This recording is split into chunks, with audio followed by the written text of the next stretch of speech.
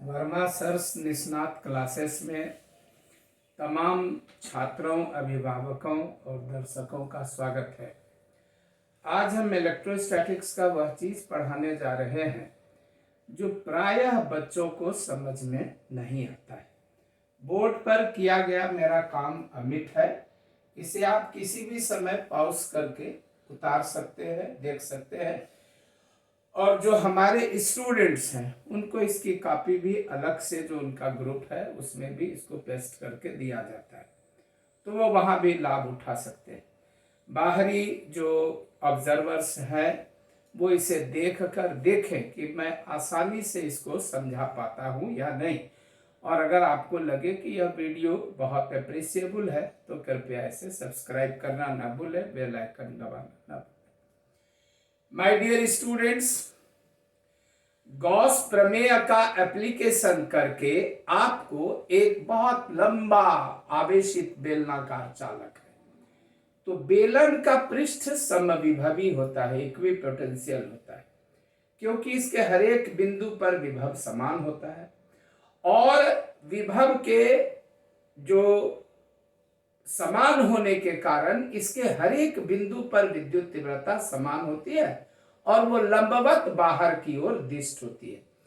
लंबवत बाहर की ओर दिष्ट होती है। आपको आज गॉस प्रमेय की सहायता से इस बेलन के समीप कोई बिंदु है, वहां आपको विद्युत तीव्रता ज्ञात करनी है। इसके चारों बगल आप कहीं भी मान सकते हैं।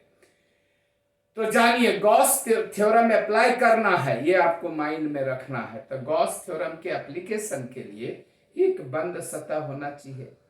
तो इस बेलन को दूसरे बेलन से कवर करते हैं जो कि वो बिंदु कम से कम उस छोटे से बेलन पर आ जाए। और हम आपको हमेशा कहते हैं फिजिक्स का मतलब है तोड़ो और जोड़ो।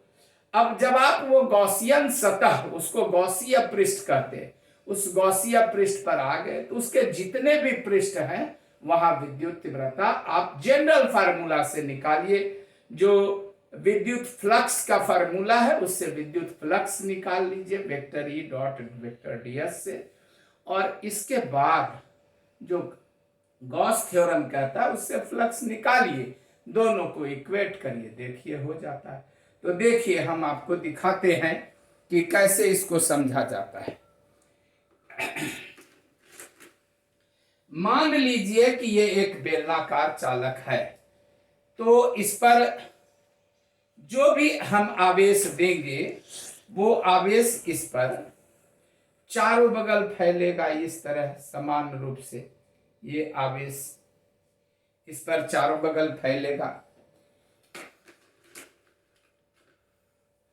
और ये आवेश जब इस पर चारों बगल फैलेगा एक समान रूप से, यहां भी होगा, यहां भी होगा, यहां भी होगा, तो हर एक बिंदु पर विद्युत तीव्रता लंबवत बाहर की ओर होगी, जैसा कि यहां पर ये दिखला रहा है।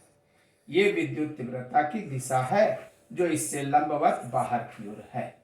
मान लीजिए कि ये आपका पी बिंदु है और आप इस पी बिंदु को इस सतह से घेरे हुए हैं। तो आप खुद सोचिए। देखिए, यहां एक चीज विद्यार्थी आपको समझना बहुत जरूरी है कि लंब और अभिलंब क्या है। यही विद्यार्थी जो नहीं समझते हैं बस गॉस थ्योरम में फंस जाते हैं। देखिए, यह एक सतह है। यह जब सतह है तो यह इस पर लंब हुआ, ये लंब हुआ, ये लंब हुआ, अभिलंब नहीं। अभिलंब के लिए हर हालत में इसको ऐसा होना होगा। तल पर जो तल में लंब होता है वह लंब होता है।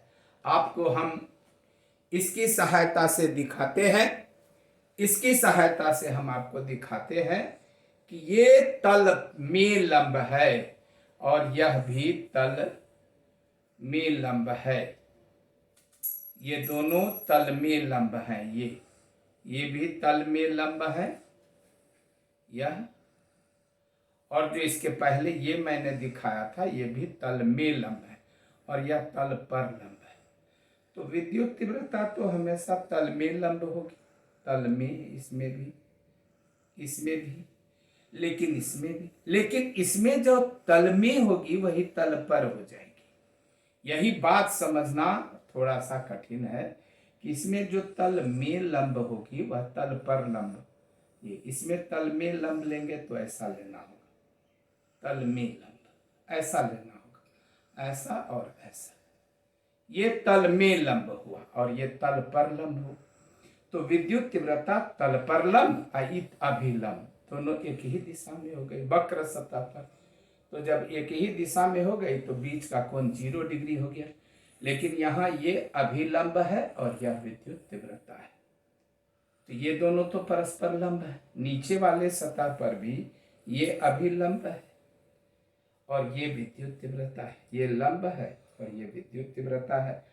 तो हर हालत में आपको एक बात समझना होगा कि ये तल पर लंब है, तल पर नीचे वाले पर, और ये तीव्रता है, तो दोनों एक दूसरे पर लंब हो गए।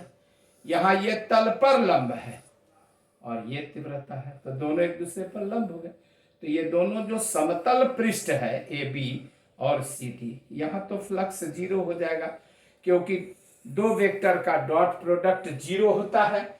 तो vector E dot vector DS बराबर 0 हो जाएगा समतल सतह पर, इस समतल सतह। लेकिन यहां तो एग्जिस्ट करेगा ना, बस यही इसका सबसे बड़ा रहस्य है। यह रहस्य नहीं समझने के कारण लोग इस एप्लीकेशन को नहीं समझते।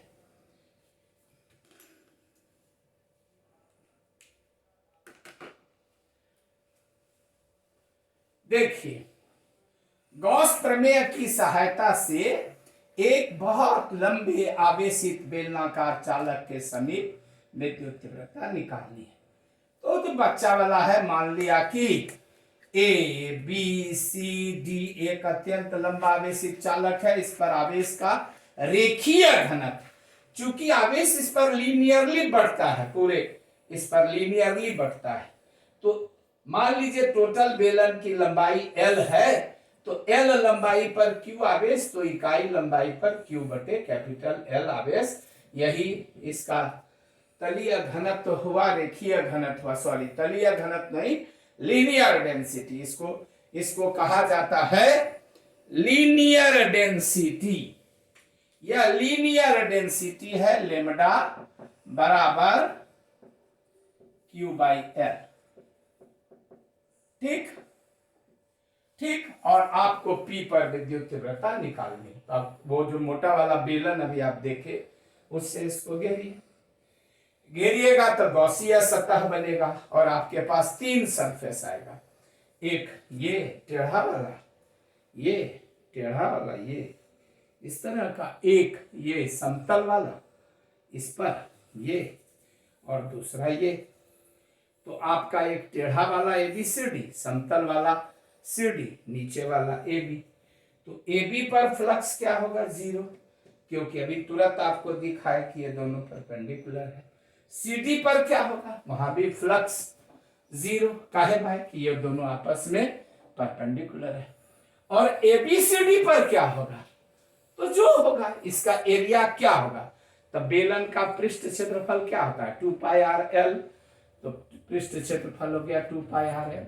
कॉस 0 डिग्री कहां से आया? इसलिए कि ये दोनों एक ही दिशा में हैं और आप जानते हैं vector A dot vector B बराबर ए बी कॉस थीटा होता है। ये आप 11 क्लास में पढ़े हैं कि vector A dot vector B बराबर ए बी कॉस थीटा होता है।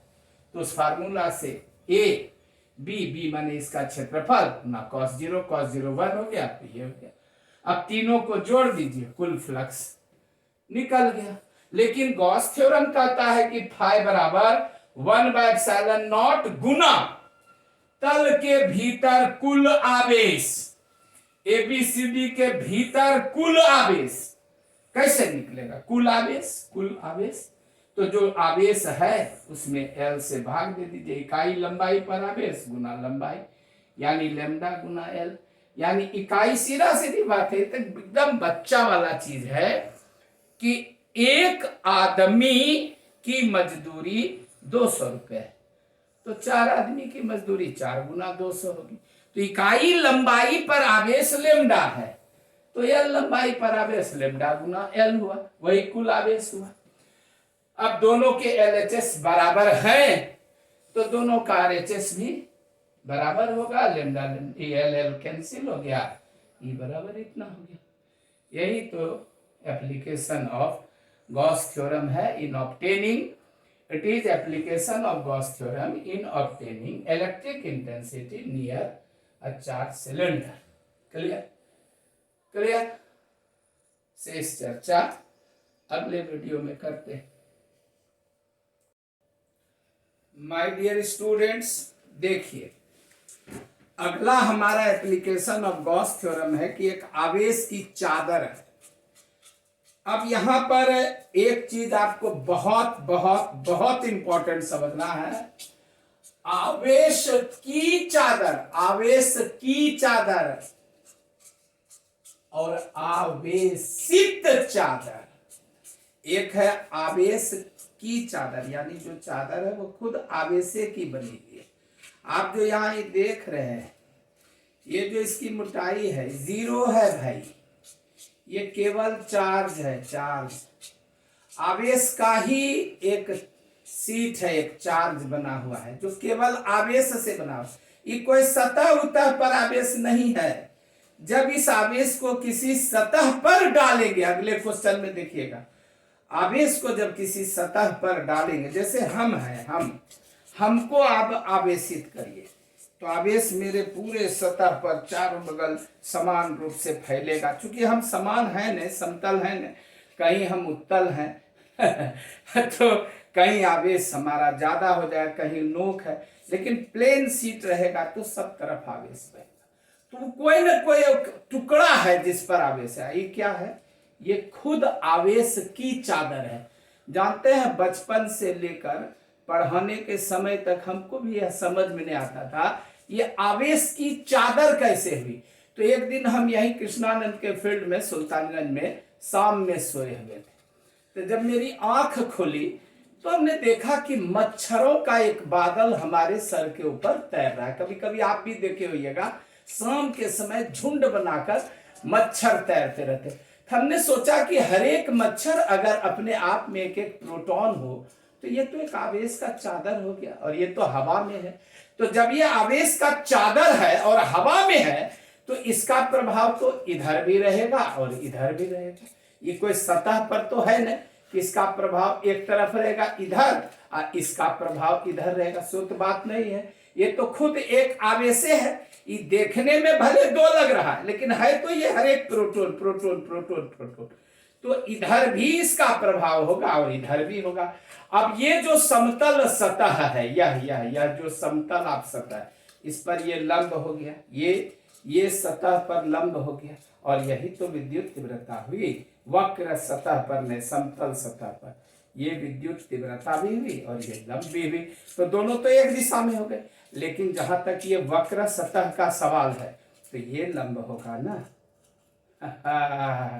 बस यही है फिजिक्स का जादू कि यहां पर वक्र सतह पर यह अभिलंब है और ये तीव्रता है, ये तीव्रता है, यह लंब है, यह तीव्रता है। ये वक्र सतह पर, इस वक्र सतह पर ये तीव्रता है और ये लंब है, लेकिन समतल सतह पर यही तीव्रता है और यही लंब है।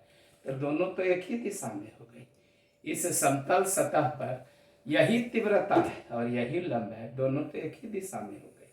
तो समतल सतह पर इस बार 0 नहीं होगा। याद करिए पिछला क्वेश्चन में समतल सतह पर 0 हो गया था, वक्र सतह पर तीव्रता एग्जिस्ट की थी। आज क्या होगा? समतल सतह पर एग्जिस्ट करेगा और वक्र सतह पर 0 हो जाएगा। और ये खुद चार्ज हो गया, ये खुद चार्जे है, ये कोई चार्ज का ही सीट है, सीट ऑफ चार्ज है साहेब। तो इसका प्रभाव इधर भी पड़ेगा और इधर भी पड़ेगा। अगले क्वेश्चन में देखिएगा, हम चार्ज सीट लाएंगे, एक सीट लाएंगे, उस पर चार्ज रहेगा, तो उसका प्रभाव केवल एक दिशा में पड़ेगा। Thank you. और फिर देखते हैं इसको कैसे किया जाता है मैथमेटिकली। तो गॉस प्रमेय की सहायता से एक आवेश की चादर, आवेश की चादर, आवेश की चादर, ये चादर ही खुद आवेश की चादर है। ये कोई चदरा उदरा पर आवेश नहीं है, खुद एक आवेश की चादर है। और उस चादर के समीप विद्युत तीव्रता P बिंदु पर निकालनी है। तो एक बेलन की कल्पना करें, गॉसियन सतह हो गया, यहां पर दोनों एक ही दिशा में है, यहां भी दोनों एक ही दिशा में है, अभी तुरंत समझा चुके हैं। और यहां परस्पर लंब है स्मॉल ए बी से डी पर। तो ए बी पर विद्युत फ्लक्स E गुना ds गुना cos 0 डिग्री, cos 0 डिग्री का मान 1 होता है। चूंकि वेक्टर E और वेक्टर ds एक ही दिशा में है, दिशा में है। चित्र से भी आप देख लीजिए, वेक्टर E की दिशा, वेक्टर E की दिशा और अभिलंब की दिशा, ये दोनों दिशा एक ही है। तो जब दोनों दिशा एक ही है ए बी सतह पर, तो ए बी सतह पर विद्युत फ्लक्स E गुना ds हुआ। और इसी तरह सी डी सतह पर भी E गुना ds हुआ। लेकिन वक्र सतह, ये जो है, इस बार ये सीट ऑफ चार्ज है और ये बेलन इसमें घुसा हुआ है। तो जो वक्र सतह है, इस पर अभी तुरंत दिखा है कि लंब है दोनों, और दो सदिश का डॉट प्रोडक्ट 0 होता है, ये 0 हुआ। अब तीनों को जोड़ दीजिए, कुल फ्लक्स इधर से निकल गया। गॉस थ्योरम से कुल फ्लक्स इतना होगा। देखिए, ये हमेशा याद रखिए 1/ε0 तल के भीतर कुल आवेश। तो भाई साहब, जब आपका इकाई क्षेत्रफल पर ds आवेश है, इकाई क्षेत्रफल पर आवेश जो है सिग्मा है, तो ds क्षेत्रफल पर आवेश क्या हो जाएगा, सिग्मा गुना ds। ये बात ठीक वही बात की तरह है। 1 रुपया में अगर आपको 2 नींबू देता है तो 5 रुपया में कितना नींबू देगा, 5 गुना 2। तो इकाई क्षेत्रफल पर आवेश है सिग्मा, तो ds क्षेत्रफल पर सिग्मा गुना ds, ये कुल आवेश हुआ। मान रख दीजिए, दोनों को समीकरण 4 को और 5 को बराबर कर लीजिए, ds ds कट गया, ये विद्युत तीव्रता निकल गई। अगले क्वेश्चन में फिर मिलते हैं बहुत जल्दी। इसके ठीक पहले के क्लास में आपने देखा था कि एक आवेश की चादर थी। आज देखिए, ये एक आवेशित चालक है, तो इस पर आवेश तो चारों बगल बिखरा पड़ा है, आवेशित चालक है, और आपको इस चालक के समीप यहाँ विद्युत तीव्रता निकालनी है, यहाँ पर। तो अब आप यहाँ देखिए, इसका प्रभाव इधर पड़ेगा, इसका इधर, इसका इधर, इसका इधर, इसका इधर, उसका इधर। आप जानते हैं बलों की भौतिक स्वतंत्रता के नियम से अलग अलग आवेश अलग अलग प्रभाव डालता है। इस बार क्या होगा कि जब आप एक बेलन की कल्पना करेंगे, तो अभी के ठीक पहले आपका बेलन दोनों तरफ निकल गया था, चूंकि वो एक चार्ज था, तो उसका प्रभाव इधर भी था और इधर भी था। आज जब ये अंदर घुस गया, तो किसी चालक के भीतर तो विद्युत तीव्रता 0 होती है, तो जो विद्युत तीव्रता होगी वो केवल इस पर होगी, समतल सतह पर, क्योंकि समतल सतह पर विद्युत तीव्रता और अभिलंब। एक बात फिर समझिए, ये लंब है भाई, ये, और ये अभिलंब है, परपेंडिकुलर और नॉर्मल। नॉर्मल माने बाहर से डाला गया लंब, और परपेंडिकुलर माने तल पर खींचा गया लंब। ये दोनों एक ही दिशा में है, यहाँ 0 है। तो क्या होगा कि इस बार का जो पिक्चर बनेगा, उसमें इसको उस तरफ जाना नहीं है, अंदर जाकर रुक जाना है। यहाँ पर जो इसके पहले जो आपने देखा था, उसमें ये खुद एक चार्ज था भाई, तो चार्ज का प्रभाव इधर इधर दोनों तरफ। इसमें चार्ज नहीं है, एक सीट पर चार्ज है, एक चदरा है, जैसे लोहा हुआ, एल्युमिनियम सबका चदरा है, कोई कुचालक चदरा है, अबरक का प्लेट है, एल्युमिनियम लोहा का प्लेट है, अबरक का प्लेट है, कोई प्लेट है, उस प्लेट पर आप चार्ज दिए हुए, तो चार्ज समान रूप से वितरित होगा, समतल चालक है इसलिए, और विद्युत तीव्रता हर जगह लंबवत बाहर की ओर होगी। और यहाँ पर ये लंब और ये एक ही दिशा में हो जाएंगे, यहाँ पर परपेंडिकुलर होगा। अब आप इसको देखिए, आज आपका प्लेन चार्ज शीट है, प्लेन चार्ज शीट है और इसके समीप विद्युत तीव्रता ज्ञात करनी है। तो अब इसका नाम कुछ रखिए ना, ABCDFGH सब है। इस पर आवेश का तलीय घनत्व सिग्मा है। इकाई क्षेत्रफल पर आवेश को आवेश का तलीय घनत्व कहते हैं। हमें तीव्रता ज्ञात करनी है। सारा चीज पिछले प्रश्न के तरह है। इस बार समतल पृष्ठ CD पर बिंदु P स्थित है। समतल पृष्ठ AB तथा CD पर विद्युत तीव्रता E और ये सब एक ही दिशा में है और वक्र पृष्ठ पर लंब है। तो अब AB पर संबद्ध विद्युत फ्लक्स क्या होगा? 0 होगा। क्यों 0 होगा भाई? क्योंकि यहाँ विद्युत तीव्रता अंदर में, इसके अंदर जब ये चला गया तो भीतर विद्युत तीव्रता 0 है और 0 गुना एनीथिंग इक्वल टू 0। यहाँ पर आपका दोनों एक ही दिशा में है और यहाँ वक्र सतह पर इस पर आपका लंब है, तो यहाँ 0 हो गया। अब ये तीनों को जोड़िएगा तो जो वहां 2EDS आ रहा था अब EDS आएगा और ये हो जाएगा नहीं। अतः आप याद रखिए कि आवेश की चादर रहेगी तो यहाँ 2 रहेगा और आवेश की चादर नहीं रहेगी तो यहाँ केवल और केवल ε0 होगा।